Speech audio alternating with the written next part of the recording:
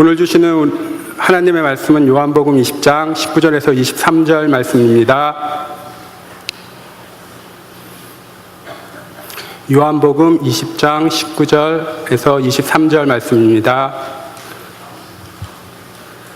이날 곧 안식 후 첫날 저녁 때에 제자들이 유대인들을 두려워하여 모인 곳의 문을 닫았더니 예수께서 오사 가운데 서서 이르시되 너희에게 평강이 있을지어다 이 말씀을 하시고 손과 옆구리를 보이시니 제자들이 주를 보고 기뻐하더라. 예수께서 또 이르시되 너희에게 평강이 있을지어다 아버지께서 나를 보내신 것 같이 나도 너희를 보내노라. 이 말씀을 하시고 그들을 향하사 숨을 내쉬며 이르시되 성령을 받으라. 너희가 누구의 죄든지 사하면 사하여 줄 것이요 누구의 죄든지 그대로 두면 그대로 있으리라 하시니라. 이 말씀은 살아계신 하나님의 말씀입니다. 아멘.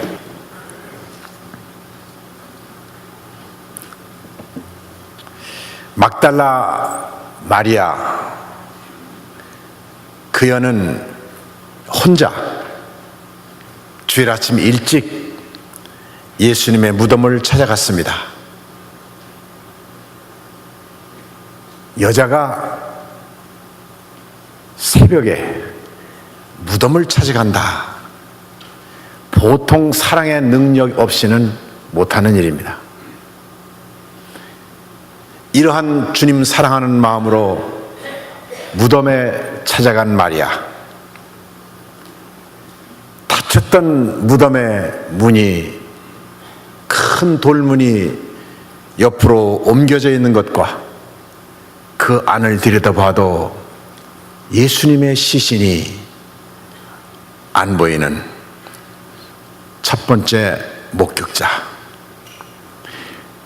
마리아는 예수님을 반대하던 사람들이 한 짓으로 생각했지 예수님께서 부활하셨으리라고는 상상도 못했습니다. 울고 있었던 마리아에게 부활하신 예수님이 나타나셨습니다. 그리고 마리아야 하고 부르셨습니다. 그제서야 그 음성을 듣고 그는 예수님이신 줄을 깨달았습니다. 주님께서는 이어서 말씀하십니다. 이제 내 형제들에게로 가서 이르기를 내가 나의 아버지 곧 너희의 아버지, 나의 하나님 곧 너희의 하나님께로 올라간다고 말하여라. 부활의 영광을 경험한 자들에게는 언제나 예수님의 부활을 증거하여야 하는 사명을 받습니다. 부활하신 예수님께서는 이제 두 번째로 찾아간 사람들이 있었습니다. 무서워서 두려워서 문을 꼭 걸어 잠그고 숨어있던 제자들에게 주님은 나타나셨습니다. 너희에게 평강이 있을지어다. 그들에게 못자국과 창자국을 보여주시면서 그들에게 똑같은 사명을 주십니다. 아버지께서 나를 너희들에게 보내신 것 같이 나도 너희를 세상에 보내노라. 그리고는 그 사명을 감당할 수 있도록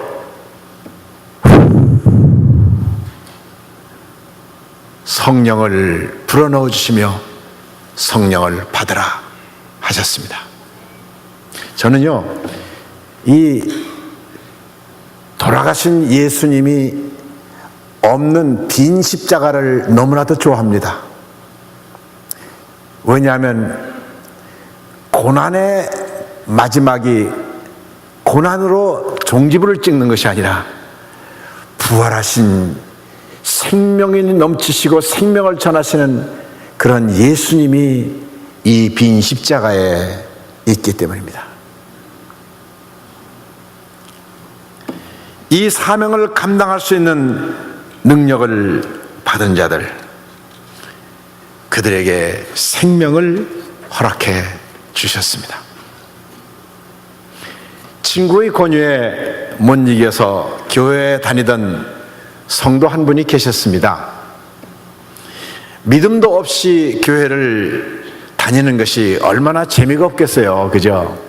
그리고 힘이 들었겠어요. 하기 싫은 걸 하는데. 그래서 힘들면 안 나오고, 그래서 오늘은 뭐 별로 할 일도 없는데 한번 나가볼까? 그러면 나오고, 그렇게 하는 신자였습니다. 어느 날 그의 생애에 큰 사건이 일어났습니다. 그에게 두 아들이 있었는데 대학에 다니던 작은 아들이 그만 세상을 떠나게 된 겁니다. 이 세상에서 자기 생명보다도 더 소중하게 여기던 아들인데 그 아들을 잃고 마른 것입니다. 그 어머니의 마음은 걷잡을 수가 없었습니다. 슬픔과 불안으로 잠을 이루지 못하는 날들을 보내다가 하나님의 말씀을 읽으면 내 마음이 조금이라도 좀 안정이 될까 생각해서 성경을 열어서 읽어내려가기 시작했습니다. 하나님께서 모든 것을 창조하실 때마다 좋았더라 하시다가 마지막 인간을 지으시고는 심히 좋았더라 라고 하는 구절을 읽다가 갑자기 자기 눈이, 영적인 눈이 뜨이는 듯한 진리의 말씀이 그의 가슴에 팍 와닿았습니다. 우리의 생명이 이렇게 귀중한 것이라면 모든 인간은 다 그렇게 귀중한 것이 아니겠는가? 내 아들의 생명이 이렇게 귀중한 것이었더라면 내 아들뿐만 아니라 이 세상에는 모든 사람들의 생명이 귀중한 것이 아닌가?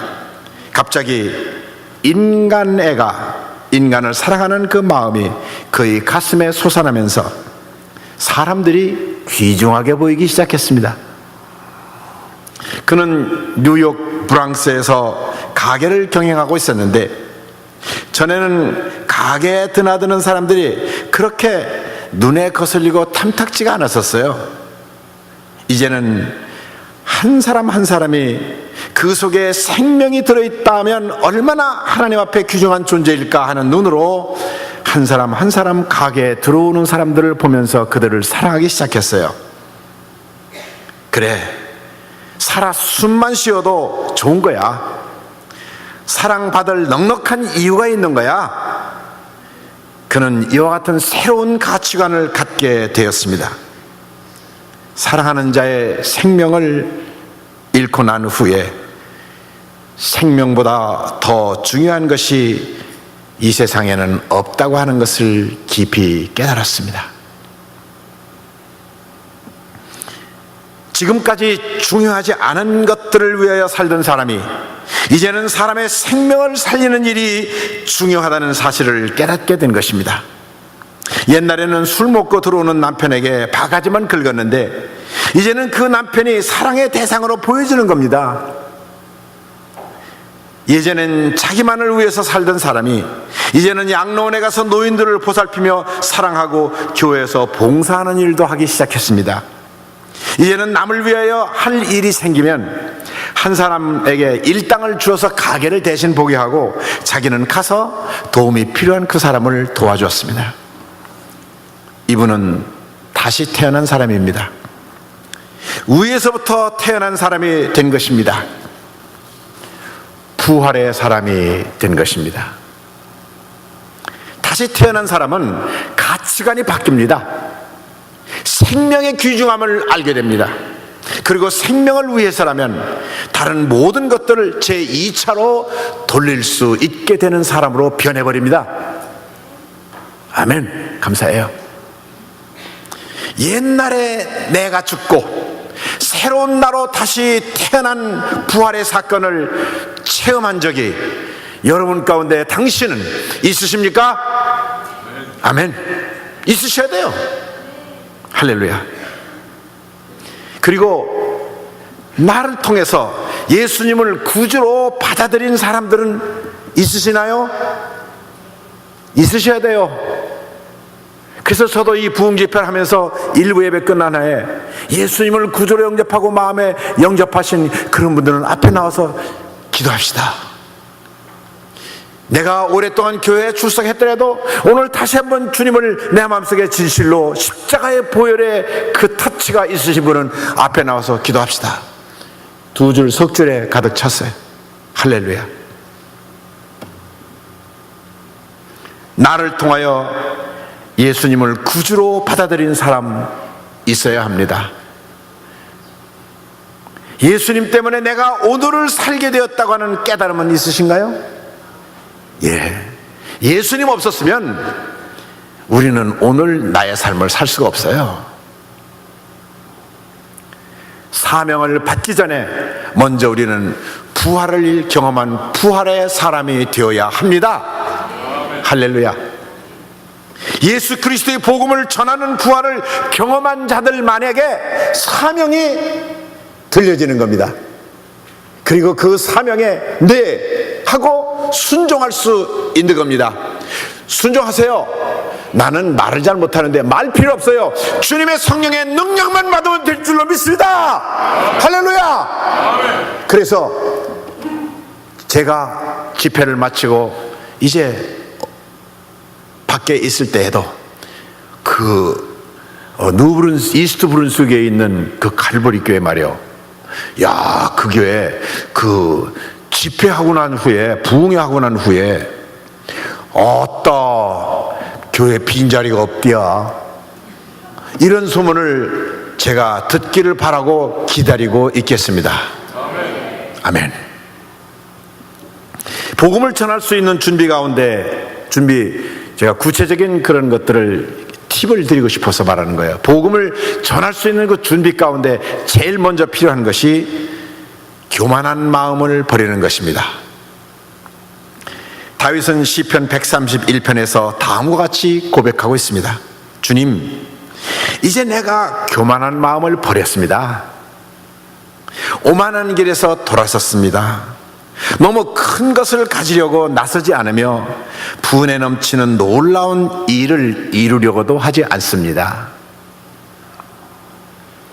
너무 큰 것을 가지려고 하는 마음이 교만한 마음이래요, 여러분. 하나님이 말씀하시잖아요. 우리에게는 내가 말이야 로또에 당첨이 돼갖고 일확천금하면 얼마나 좋을까, 그거 다 선교에 쓰고 말이야. 좋아하시네. 그것은 욕심입니다. 너무 큰 것을 가지려고 욕심을 부리는 것은 교만한 마음입니다. 또 분에 넘치는 놀라운 일을 이루려고 하는 마음 또한 교만입니다. 다른 사람들이 감히 상상할 수도 없는 깜짝 놀랄 만한 일을 내가 이루어 놓는다면 모든 사람이 나를 얼마나 칭송할까. 그 나구용 하는 마음이 누구에게나 있지요. 이것은 남으로부터 인정을 받고 높임을 받고 싶어하는 마음인데요, 그런 마음이 바로 교만한 마음이라고 주님은 말씀해 주십니다. 다시 말해서 하나님을 떠나 있는 마음이 교만한 마음입니다.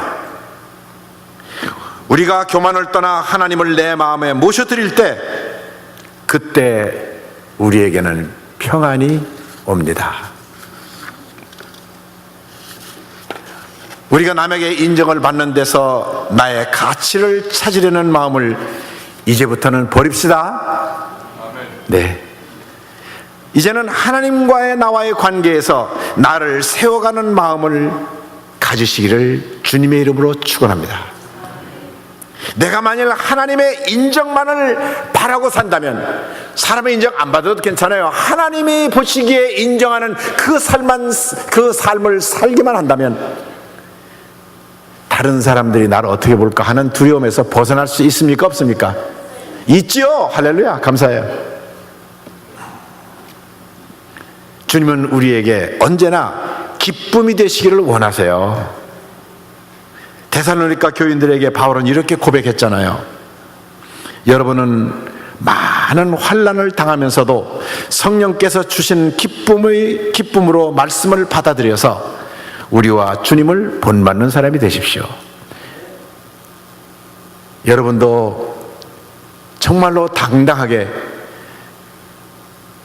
여러분이 고통을 당하지만 나와 주님을 본받으십시오 라고 말할 수 있게 되기를 바랍니다. 그 교만스럽게 무슨 내가 들어가. 아닙니다. 바울과 같이 담대히 우리와 주님을 본받으시기 바랍니다 라고 말할 수 있는 사랑하는 성도님들이 다 되시기를 바랍니다. 우리가 환난을 당할 때 기뻐할 수 있다고 하는 것은 참 힘들지요. 우리가 당하는 환난은 외부로부터 닥쳐오는 것들이지만, 그러나 내 마음 안에서부터 압박하는 그 스트레스가 더 견디기 힘들지요. 내가 잘못한 것도 없는데 욕을 먹을 때든지, 나의 잘못뿐 아니라 자식들의 잘못 때문에 욕을 먹을 때든지, 어떤 경우이든지 간에 내적 고통을 이기기는 참 힘이 듭니다. 그러나 우리는 주님과 바울과 실로아노와 디모데를 본받아야 합니다. 바울과 함께 동행한 전도자 일행이 사역하면서 당한 고난은 우리가 상상할 수조차 없습니다. 그러나 그분들은 우리 예수님을 본받아 고난을 이겨냈습니다. 말씀 자체이신 예수님을 그들의 삶 속에 먹고 그 몸에 담고 살았기 때문입니다. 주님을 먹고 사시기 바랍니다. 우리도 오늘 성령님께서 주시는 기쁨으로 말씀 자체이신 예수님을 먹고 안에 담고 살면 나 같은 사람도 예수님과 바울을 닮을 수가 있습니다. 그래서 저는 이렇게 수시로 기도합니다. 주여, 내 안에 오시옵소서. 내 안에 좌정하셔서 매 순간 인도하시고 힘을 주시옵소서. 주님 닮아 죽음을 이기고 부활하게 하옵소서. 그러므로 만일 우리에게 기쁨이 없고 평화가 없고 우울에 있다면 그것은 죄입니다. 여러분 그런 생각 해보셨어요? 나의 마음속에 평화가 없고 기쁨이 없고 우울에 있다면 그것은 뭐라고요? 죄입니다. 제가 미국을 떠나서 혼자 감리교 신학교 대학에서 신학생들을 가르치고 있을 때 학생들과 함께 고아원을 방문했었습니다. 쌀과 아이들이 좋아할 여러 가지 과자와 먹을 것을 갖고 갔었습니다. 그곳에는 아이들뿐만 아니라 어른들도 있었습니다. 아이들을 돌보는 어른들이었지요. 그들에게 필요한 많은 좋은 물자들을 가지고 갔는데도 그 어른들은 한 사람도 기뻐하는 기색이 없었어요. 그 어른들이 지니고 있었던 침울한 얼굴들이 하나도 변하지 않고 그냥 우리를 멀쩡히 이렇게 썩은 동태 눈같이 이렇게 보고 있더라고요. 저는 그래서 참 기분이 언짢았어요. 누가 자기들을 위해서 귀한 선물을 가지고 왔으면 감사하고 기뻐해야 하지 않겠어요? 그런데 아무런 표정도 없는 것을 보고 참 섭섭했습니다. 이 사람들을 보고 섭섭한 마음이 드는 자신을 보았을 때 저는 바로 하나님 앞에서 감사할 줄 몰랐던 제 자신을 깨달았던 것입니다.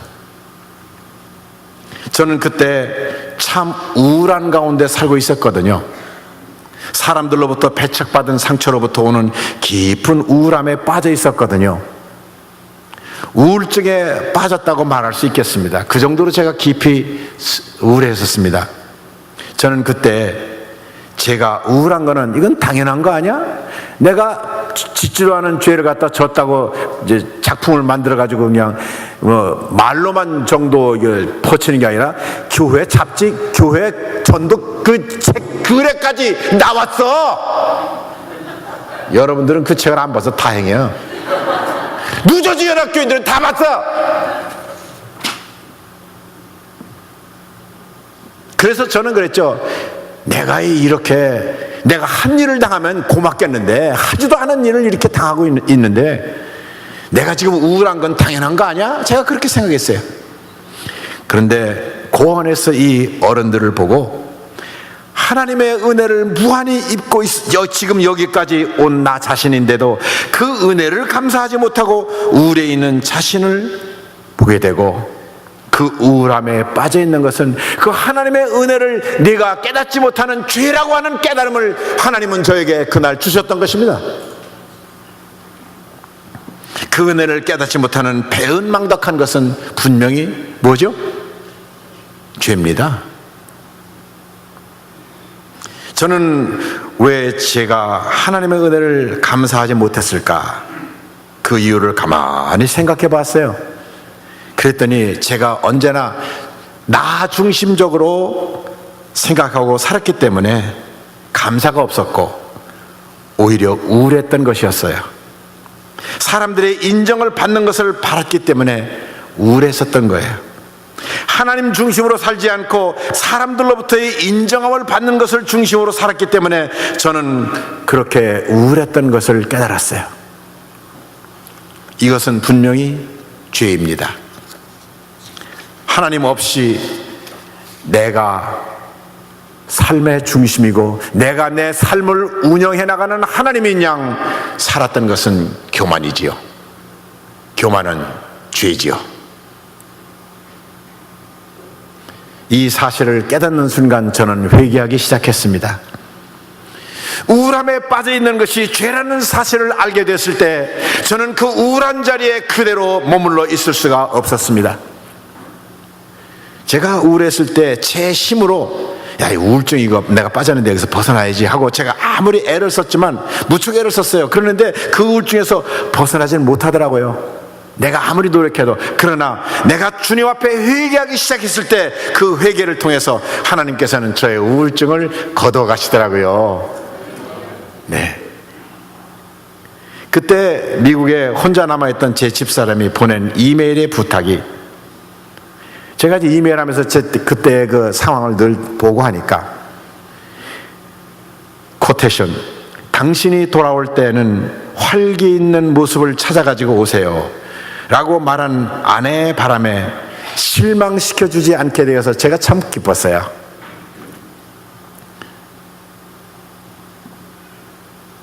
모든 일을 이루시는 하나님께 진실로 감사를 드리기 시작했습니다. 하나님께서는 이 부족한 나를 아직도 버리시지 않으시고 오히려 사랑해 주시는 그 하나님의 사랑을 제가 깨닫게 된 겁니다.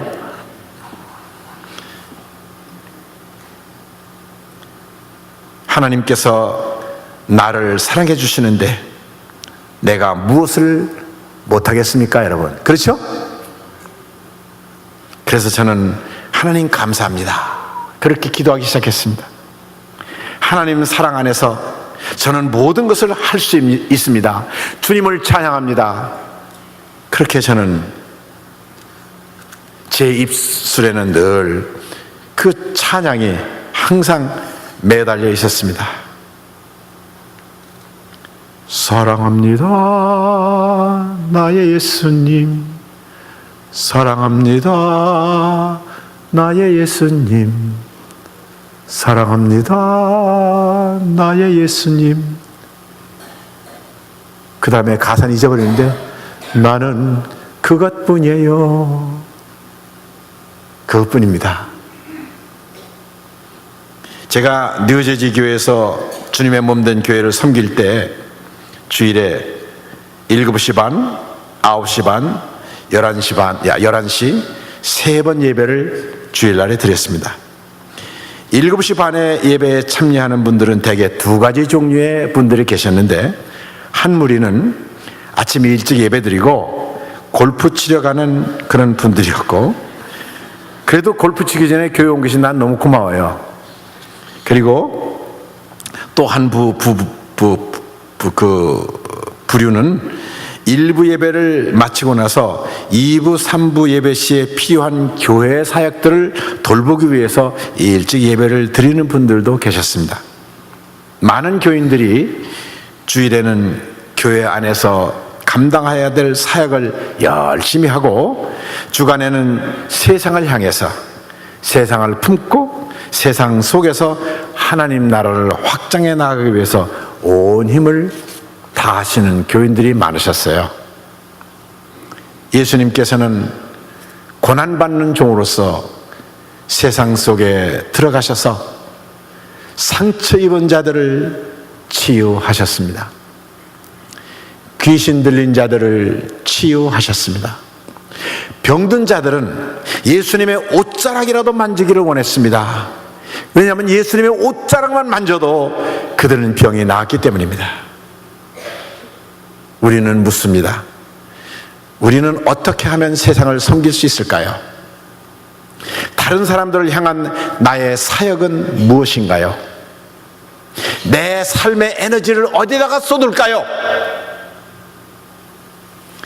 구체적으로 교회가 세상을 섬길 수 있는 방법을 말씀드리겠습니다. 첫째로, 여러분의 교회가 믿음의 공동체가 되어야 합니다. 세상 사람들을 향한 긍휼이 교회 안에 차고 넘쳐야 합니다. 믿지 않던 많은 사람들이 우리의 삶을 보고 치유를 받게 될 것입니다. 이러한 아름다운 믿음의 공동체를 통해서 사역은 그냥 이루어지는 겁니다. 내가 지금 여기에 있으면 내가 누구이며 하나님이 내게 누구이신지를 세상에 말해주고 다른 사람 곁에서 그들을 도와주기 위해서 존재하는 겁니다.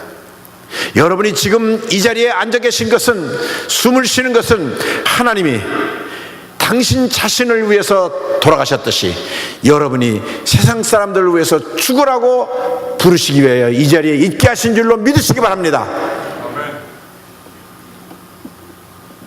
당신이 이러한 사람이 되기만 하면 당신 안에는 치유력이 나와서 사람들을 낫게 하실 수 있으십니다. 당신의 능력이 아니라 주님의 능력으로. 그들이 당신을 만질 때 당신에게서부터 넘쳐 흐르는 치유의 힘을 그들이 받고 나음을 얻게 될 것임을 믿으시기 바랍니다. 예수님을 따르는 사람들은 누구나 이와 같은 사역에 부르심을 받은 자들입니다. 당신의 은사를 찾아서 그것을 내놓고 하나님의 당신 안에서 사역할 수 있도록 사용하시기 바랍니다. 하나님과 다른 사람들을 향한 당신의 사랑이 넘쳐 흐를 때 당신의 사역은 이루어질 것입니다. 그러나 사역은 혼자 하는 것이 아닙니다. 사역은 공동체로 함께 하여야 힘이 더 납니다. 그리고 다른 길로 엉뚱하게 가지 않습니다. 사역은 다른 사람과 함께 해야 됩니다. 여러분, 교회에서 함께 해야 됩니다. 혼자 하려고 하지 마세요. 적어도 2 이상 하세요. 아니, 적어도 3 이상 하세요. 셋이라는 말은 중요해요. 2 하면요, 한국 사람들 잘 나눠지죠. 패가 갈려요. 그런데 3 하면요, 이렇게 되니까 이 사람이 이렇게 돼요. 무슨 말인지 이해가 돼요? 그러면요, 그래서 적어도 함께 일하실 때 3 이상은 함께 해서 자기 합해서, 그럼 4이 되나? 또 짝수가 되네. 하여튼 홀수되게 한번 그룹을 만들어서 사명을 감당하세요. 당신에게는 혼자 있으면 예수님에게 충실하기가 어렵다고 하는 사실을 인정하시고 나에게 형제 자매가 필요합니다. 다른 사람들에게 감사와 긍휼을 베품으로써 우리는 함께 사역할 수 있는 사람들이 되어야 할 것입니다. 뉴저지 연합교회가 했던 일 하나를 말씀드리고 싶은데요. 제가 있었을 때 그 교회 건물은 전통적인 교회 건물 같지가 않았습니다. 종탑도 없었습니다. 왜냐하면 유대교 성당과 유대인 커뮤니티 센터가 나란히 있는 2 건물을 함께 사가지고 2 건물을 연결시킨 평평한 학교 같은 건물이옵니다. 하루는 교회가 위치하고 있는 동네 교육청에서 사람들이 와가지고 우리 교회에 교실이 많으니 주간에 동네 학생들이 좀 쓸 수 없겠느냐고 요청이 왔습니다. 우리는 선뜻 내줬습니다. 일전 한 푼 안 받았죠, 물론. 슬로우 러너들, 그러니까 장애가 돼 있어서 천천히 배울 수밖에 없는 그런 슬로우 러너들을 위한 특별 교육장으로 그 동네에서는 주간에 우리 교회를 사용했습니다. 뉴저지 연합교회가 위치하고 있는 동네는 두 종류의 레이스, 인종이 살고 있었는데, 부유한 동네 부분에는 유대인들이 살고 있었고, 가난한 동네에는 흑인들이 살고 있었습니다. 저희 교회는 흑인들이 주로 살고 있는 곳에 위치하고 있었습니다. 이 젊은이들이 농구를 참 좋아하잖아요. 교회 안에 농구를 좋아하는 체육과를 졸업한 권사님 한 분이 흑인 청소년 동네 문제 아동들을 위해서 농구팀을 구성해가지고 교회 짐에서 그들과 함께 뛰어놀았습니다. 이 결과 교회 건물이 안전하게 보호받게 되었습니다. 여러분, 나쁜 동네에 교회가 있으면 교회가 어떻게 되죠?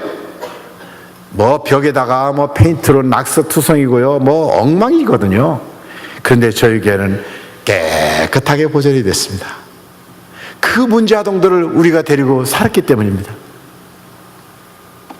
긍휼은 사역을 통한 섬김을 가능케 하는 단어입니다. 긍휼을 영어로 뭐라 그러냐면 compassion이라고 합니다. compassion. 이 말은 함께 아파한다는 뜻입니다. 라틴어로 com이라고 하는 것은 함께라는 뜻이고, passion은 고난이라고 하는 뜻입니다. 그러니까 이 긍휼이라고 하는 compassion이라고 하는 그 영어 단어는 바로 함께 고난을 나누는 것이다 라고 하는 그런 뜻입니다. 예수님께서 과부의 죽은 아들을 살려주신 것은 마음이 찢어질 듯한 긍휼에서 비롯된 것이었습니다. 우리는 피차의 연약함과 쌍방적인 사역 속에서 감히 다른 사람과 함께 있는 것입니다.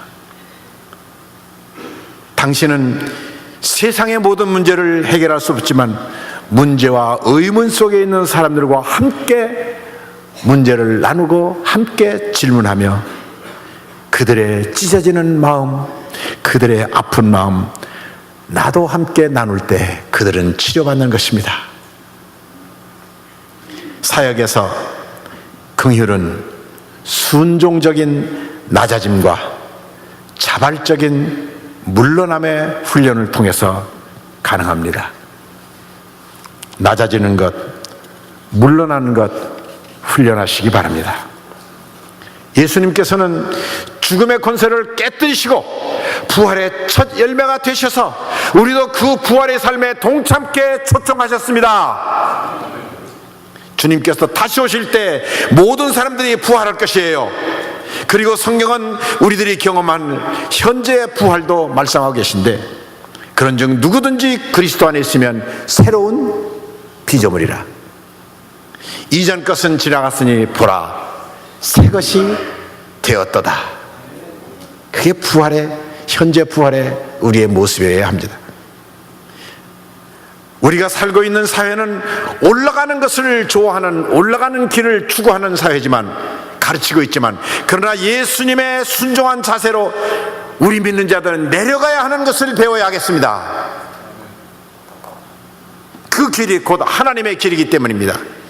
그 길이 곧 사람들에게 생명을 가져다 주는 길이기 때문입니다. 우리가 예수님을 만나려면 내가 편안하게 있는 그 장소를 떠나야 됩니다. 영적인 물러남이 요구되는 것입니다. 우리는 원치 아니하는 곳일지라도 하나님이 인도하시는 곳으로 가도록 부르심을 받은 사람들입니다. 당신은 구체적인 삶 속에서 물러남의 이유가 무엇인가를 생각하고 자발적으로 물러나는 것이 사역의 선결 조건인 것을 이 아침에 다시 한번 깨달으시기를 주님의 이름으로 축원합니다. 저는 은퇴 연령 5년 조기 은퇴를 했습니다. 자발적으로 물러나기 위함이었고 낮아짐을 순종하고 싶었기 때문입니다. 이 결과 교회는 사회에 하나님의 영광을 나타낼 수 있게 되었고 성도님들에게는 감사와 기쁨이 넘치게 되었습니다. 내가 빨리 은퇴하니까 교인들이 되게 좋아하대. 그리고 저희들 본인 제 집사람과 저에게는 큰 축복의 삶입니다. 그래서 저는 현역으로 목회하시는 도목사님을 보면 아이고 어떻게 하지?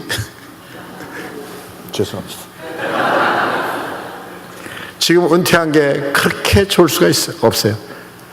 근데 이번 집회 동안에 이제 이렇게 귀한 말씀을 전해야 되잖아요. 제가 이 설교 하나가 별로 현찮은 것 같아도요, 이 설교 하나를 위해서 적어도 5번 이상 제가 읽고 고치고 기도하고 읽고 고치고 그래서 나온 작품입니다, 이게. 그래요. 그래서 자다가요, 혹시나 어떻게 될까 해서 4시 20분에 자명종을 틀어놓습니다. 그러나 자명종이 울리기 전에 주님은 저를 깨워주시는데, 오늘 아침에도 여지없이 자명종 전에 주님이 저를 깨워주시는데, 대개 깨울 때는 무슨 이상한 꿈을 꿔요. 근데 그 꿈이 어떤 꿈이냐면, 설교를 하는데 내가 설교를 몰라서 그냥 진땀을 빼는 꿈을 꾸는 거라. 이야, 그렇게 책임감이 무거운 거야. 주님께서 주신 이 귀한 생명들, 주님의 말씀으로 다시 거듭나는 놀라운 부활의 역사가 이 안에서 일어나야 될 텐데, 그 일을 위해서 저는 주님의 사명을 감당하기 위해서 온 힘과 정력을 다 기울여야 하기 때문에 아침 일찍 또 저를 깨워주시고 이 말씀을 다시 읽고 수정하게 해주셨습니다. 주님 안에 사는 사람은 주님의 눈으로 세상을 보기 때문에 세상은 조금 더 어제와 달라지질 않았어요. 그러나 그 세상을 보는 우리들의 눈이 변한 겁니다. 우리가 새로졌기 때문입니다. 옛날에 내가 죽음으로 새로운 예수님의 부활의 사람으로 다시 태어났기 때문입니다. 자신이 별로 없으시네. 네. 죽음을 통해서 부활의 새 생명을 찾으셔야 하는 것이 사명을 감당할 수 있는 구체적인 세 번째 조건 중에 하나입니다. 이제 저의 마지막 설교도 뭐하고 뭘 해야 되죠? 제 찬양과 집사람의 신앙독입니다. 그러면 좋죠? 빨리 설교 끝났으니까 좋아하는 거예요. 제 집사람의 시인데 제목이 벳세메스의 어미소라고 하는 제목으로 쓴 시입니다. 젖을 빠는 새끼소 빼앗긴 채 법궤 실은 술에 끌고 우로나 좌로나 벗어남 없이 벳세메스를 향해 울음소리를 내면서 똑바로 길만 따라 올라갔던 어미소처럼 저도 십자가를 향해 뚫린 길만 따라 곧장 올라갈 수 있으리이까.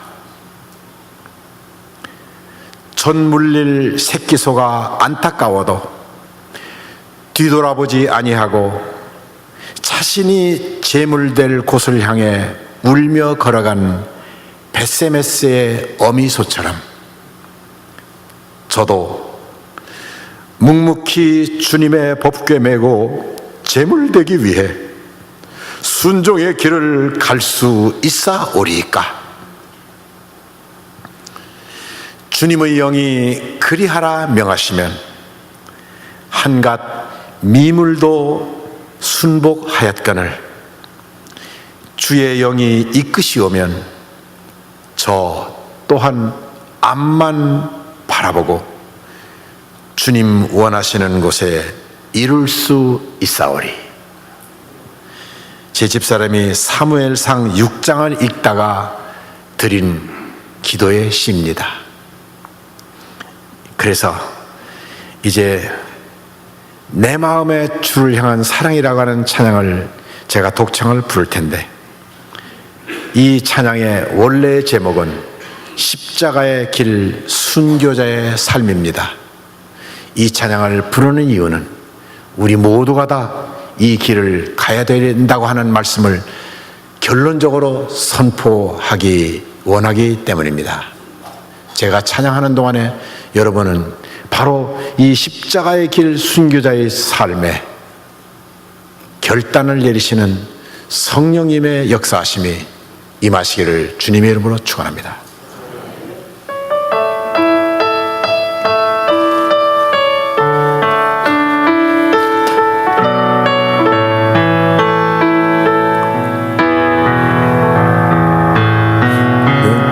내 마음에 주를 향한 사랑이 나의 말엔 주가 주신 진리로 나의 눈물. 죄송합니다. 제가 조금 익사이트 했나 봐요. 근데 이 음보다도요, 한 음 정도 좀 내주세요. 제가 좀 베이스라 높은 음을 잘 못합니다.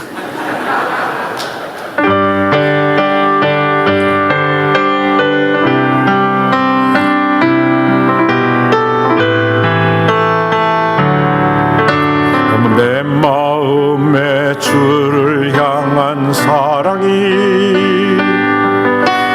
나의 말엔 주가 주신 진리로 나의 눈에 주의 눈물 채워주소서.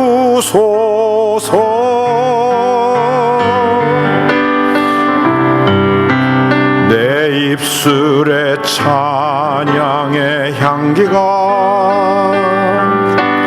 두 손에는 주를 닮은 섬김이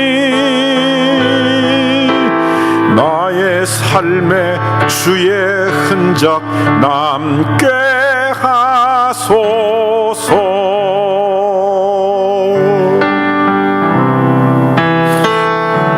하나님의 사랑이 영원히 함께하리.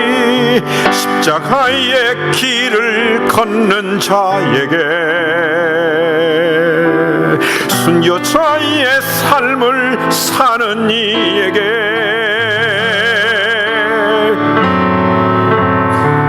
조롱하는 소리와 세상 유혹 속에도 주의 순결한 신부